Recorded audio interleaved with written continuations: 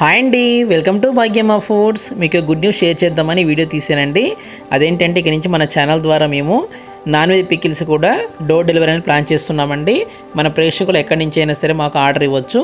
Chicken, mutton, fish, ఏ pickle అయినా, prawns అయినా ఏదైనా సరే మేము ప్రిపేర్ చేస్తామండి. సో ఆర్డర్ కోసం ఈ వాట్సాప్ నెంబర్ కూడా నేను షేర్ చేస్తున్నాను. దీని ద్వారా మీరు మమ్మల్ని కాంటాక్ట్ అవ్వచ్చు. ది బెస్ట్ టేస్టీ పికిల్స్ ఇవ్వటం మా రెస్పాన్సిబిలిటీ అండి. థ్యాంక్ యూ అండి. కేవలం మీ సపోర్ట్తోనే మేము ఇంతకాలం 500 రెసిపీస్ కూడా రీచ్ అవుతున్నామండి. మన ఛానల్ సక్సెస్ అయింది. అదేవిధంగా ఈ నాన్ వెజ్ పికిల్స్ కూడా సక్సెస్ చేస్తారని కోరుకుంటున్నాం. Thank you.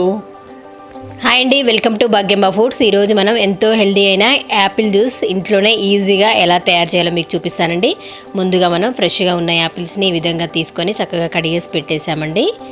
చూసారు కదా, ఈ యాపిల్స్ని ఇలా తీసి పెట్టేసాం. నెక్స్ట్ యాపిల్స్ని ఒక 2 తీసుకున్నానండి. ఓకే అండి, ఇప్పుడు ఆ యాపిల్స్ని ఇలా చిన్న చిన్న ముక్కలుగా కట్ చేసి మిక్సీలో వేసేసానండి.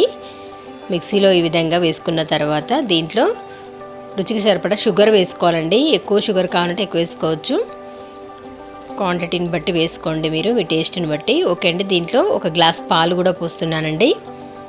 చూసారు కదా, పాలు పోసేసాను. నెక్స్ట్గా మనం మిక్సీ పట్టేసుకోవాలండి. మెత్తగా మిక్సీ పట్టుకోవాలి.